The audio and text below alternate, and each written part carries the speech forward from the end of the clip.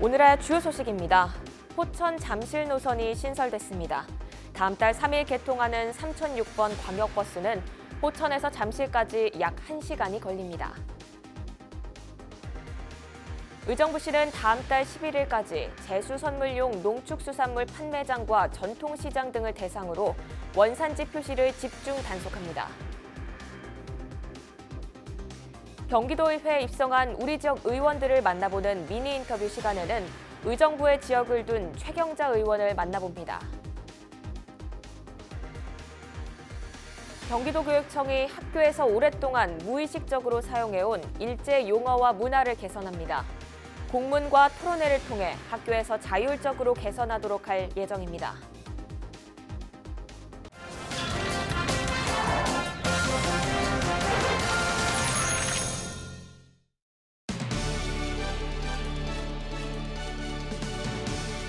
여러분 안녕하십니까? 헬로티비 뉴스 나라입니다.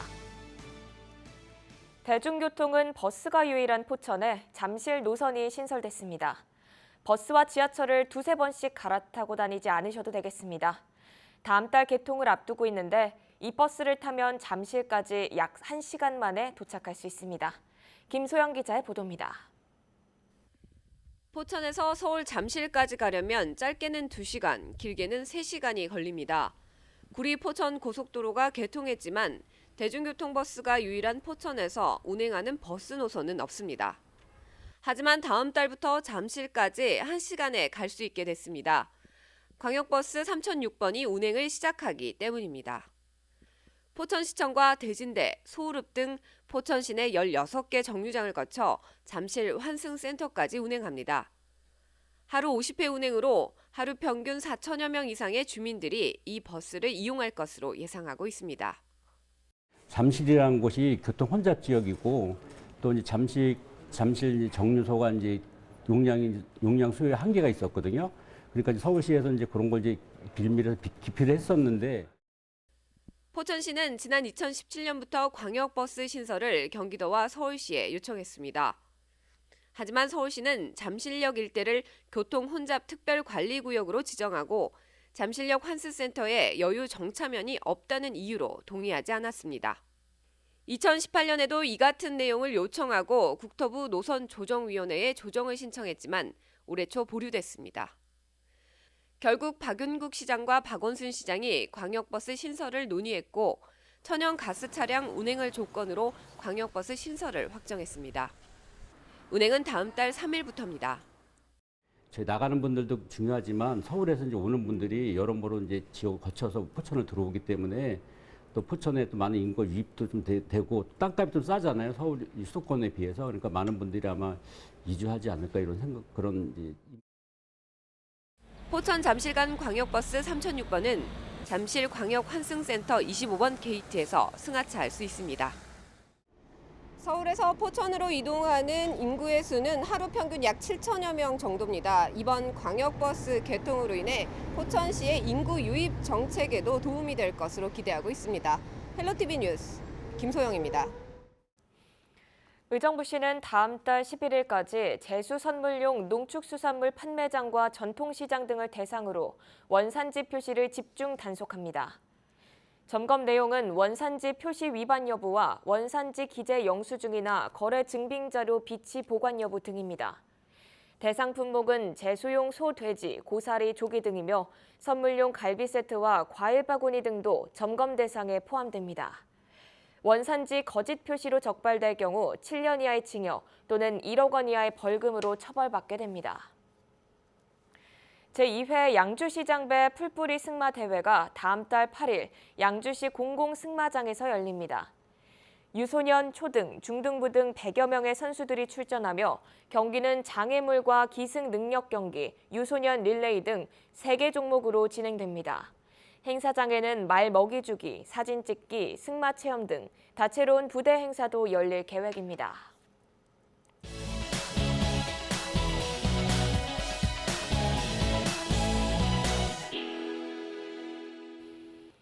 네, 미니 인터뷰 시간입니다. 경기도의회에 입성한 우리 지역 의원들을 만나보고 있는데요. 오늘은 의정부의 지역을 둔 최경자 의원을 만나 지난 1년을 정리해봤습니다.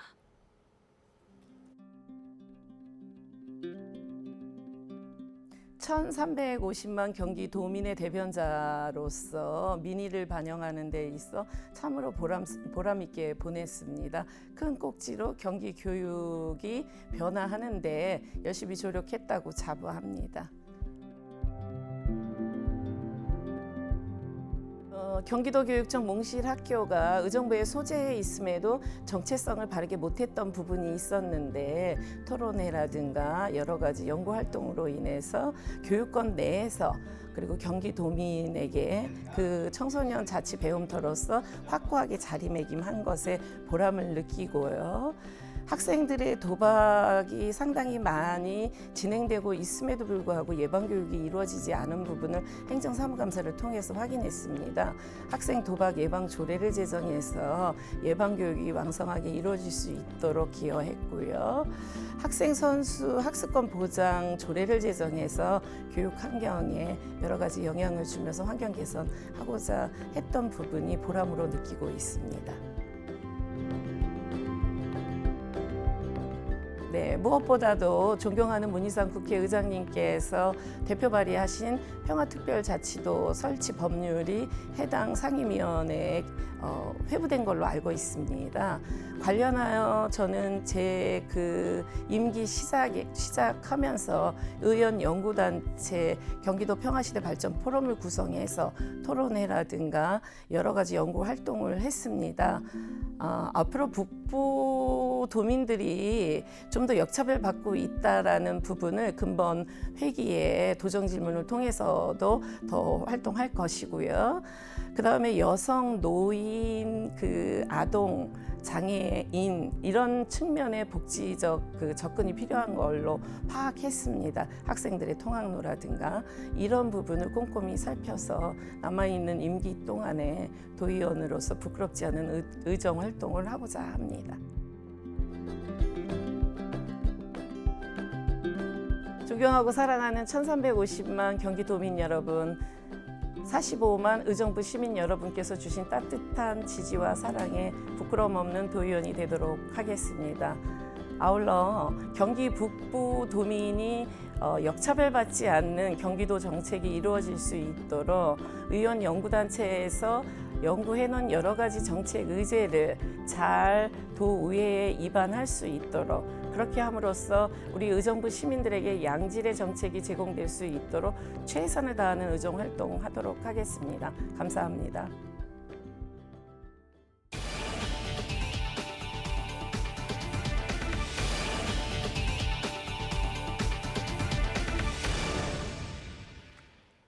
마음에 드는 물건 고르듯 정책도 쇼핑하는 시대입니다. 무슨 얘긴가 하면요. 경기도가 지자체 사업 중에 효과가 좋은 일자리 정책을 구매 적용하는 새로운 방식을 도입했습니다. 일명 정책 마켓인데요. 이번엔 총 25억 원어치의 시군 일자리 사업을 샀습니다. 한선지 기자가 취재했습니다. 가평의 대표 여행지로 알려진 자라섬. 관광객들이 전기버스를 타고 섬 한 바퀴를 둘러봅니다. 여행 가이드의 자세한 설명도 곁들여집니다. 재즈 페스티벌 열리고 저 남도 쪽으로 가면은 남도에는 아주 꽃길이 예쁘게 조성돼 있어요. 다음 코스는 가평의 또 다른 명소 뮤직빌리지. LP판으로 듣는 노래와 영화 등을 즐길 수 있는 문화시설로 여기서도 같은 옷을 입은 가이드가 이곳저곳을 안내합니다. 직접 설명해 주시고 하니까 조금 더 흥미롭게 관찰하고 이렇게 활동할 수 있는 공간이 된 것 같아요. 동네 사정을 잘 아는 주민들을 가평군에서 고용한 것. 어르신들이 여행 도우미로 일하면서 제2의 인생을 찾는 건 물론 관광 활성화에도 도움된다는 점이 눈에 띄어 경기도가 우수 정책으로 사들였습니다. 김포는 취업 준비생을 도서관 큐레이터로 취업시키는 정책을 펼칩니다. 여기선 취준생이었던 시민들은 스스로 기획한 교육 프로그램을 강의하며 경력을 쌓습니다. 도서관에서 인턴 같은 프로그램이 없어서 사서가 꿈인 저에게는 정말 좋은 기회고 이 기회로 꿈에 한 발자국 더 다가갈 수 있을 것 같습니다. 모두 경기도가 올해 처음 시도하는 정책마켓에서 구매한 사업들입니다. 쉽게 말해 시군이나 산하 공공기관 정책 중에 필요성이나 효과 좋은 걸 도가 골라 사는 겁니다. 사업비 지원 예산이 곧 구매 비용인 셈. 도는 총 25억 원을 들여 모두 11개 일자리 사업을 구매했습니다. 이렇게 만들어진 공공 일자리는 200여 개 정도 됩니다. 일자리 사업을 발굴해서 그다음에 시군이 예산을 부담하는 그런 하향식 방법으로 지금까지 추진돼 왔는데 일자리 정책 마켓 사업은 시군과 수평적 협치 행정을 추진하는 올해 초 공모를 통해 효과를 따져 선정됐습니다. 지역 상황에 맞는 사업 추진으로 효율성을 극대화하겠다는 의도. 도가 만든 정책을 일방적으로 따르는 것에서 벗어나 시군도 필요하면 자유롭게 도 정책을 구매할 수 있습니다. 이번 시범 사업 결과에 따라 다른 지자체에도 확대할 수 있을지 검토할 계획입니다. 경기주TV 한선지입니다. 경기도 교육청이 학교에서 오랫동안 무의식적으로 사용해온 일제 용어와 문화를 개선합니다. 경기도 교육청은 올바른 역사의식을 심어주고 정책성을 확립하기 위해 학교 내 일제 잔재 청산 프로젝트를 진행한다고 밝혔습니다. 도교육청은 지난 6월 학교생활 일제 잔재 청산 프로젝트 TF팀을 구성해 도내 학교를 대상으로 일제 문화, 용어 등을 파악한 결과 160개 교에서 312건의 의견을 수렴했습니다. 도교육청은 이날 이번 조사 결과를 도내 학교에 공문으로 발송하고 토론회 등을 통해 일제 잔재 청산을 자율적으로 진행하도록 할 계획입니다. 소셜미디어에서 주목받은 우리 지역 이야기를 소개해드리는 뉴스토리 시간입니다. 여러분은 지역화폐 사용하고 계시나요? 경기도에선 추석에 100만 원을 충전하면 110만 원이나 사용할 수 있어 인기가 높아지고 있는데요. 한편에선 지역화폐를 유지하기 위한 지자체 재정 부담을 우려하는 목소리도 있습니다. 요즘 더 많은 관심을 받고 있다는 지역화폐 모든 것, 뉴스토리로 만나보시죠. 여러분은 무언가 살 때마다 할인되는 카드를 고민하시나요? 저도 매번 고민해서 썼는데 어느 순간부터 귀찮아서 같은 카드만 쓰게 되더라고요. 그런데 100만 원 충전하면 6만 원이나 더 넣어주는 체크카드가 있다는 사실 알고 계셨나요? 요즘 핫하게 떠오른다는 이 카드, 정체가 뭘까요? 바로 이 녀석, 지역화폐. 쉽게 말해 사용처가 정해져 있는 백화점 상품권처럼 특정 지역에서만 사용할 수 있는 화폐입니다. 5년 만에 22배나 많이 발행될 정도로 불티나게 팔리고 있는데 사람들은 왜 이렇게 지역화폐를 찾을까요? 결론부터 말하자면 쓸수록 돈을 벌기 때문입니다. 우선 캐시백을 상시 6%, 이벤트 기간에는 무려 10%를 지원합니다.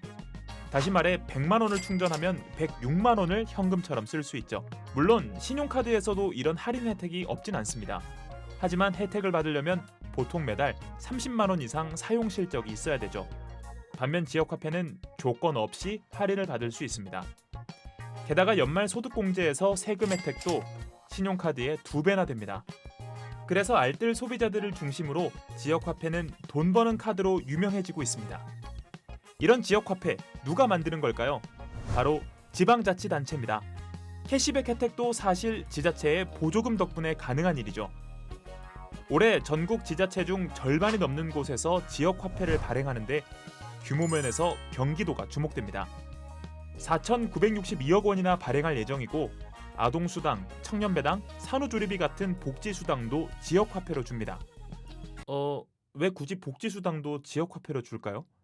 그건 지역화폐로 지역경제를 활성화시키기 위해서입니다. 한국은행 발표에 따르면 사람들의 소비 중 약 45%가 지역 밖에서의 소비라고 합니다. 그래서 복지수당 100만 원을 현금으로 주면 45만 원은 다른 지역에서 쓰이지만 지역화폐로 주면 100만 원 모두 지역에서 쓸 수밖에 없게 되죠. 실제로 지역화폐가 지역경제 활성화에 도움이 된다는 분석들도 있습니다. 하지만 물론 지역화폐에 대한 우려 섞인 시선도 있습니다. 지역화폐를 할인받아 구입한 뒤 현금으로 되파는 일명 현금깡을 할 수도 있고 캐시백을 감당하기 위해 세금이 무리하게 많이 쓰일 수도 있죠. 또 대형마트나 각종 프랜차이즈, 유흥업소, 주유소 등에서는 사용할 수 없어 다소 불편하다는 의견도 있습니다. 그래서 지역화폐가 현금깡 될 수 없도록 종이에서 카드형으로 바뀌기도 하고 이용 한도도 지자체 여력에 따라 제한됩니다. 그럼에도 쓸수록 돈 버는 지역화폐는 시민들에게 인기를 얻고 있죠. 어떤가요? 여러분은 이 지역화폐 앞으로 사용하실 계획이 있으신가요? 아니면 이미 사용하고 계신가요? 저희가 준비한 소식은 여기까지입니다. 함께해 주신 여러분 고맙습니다.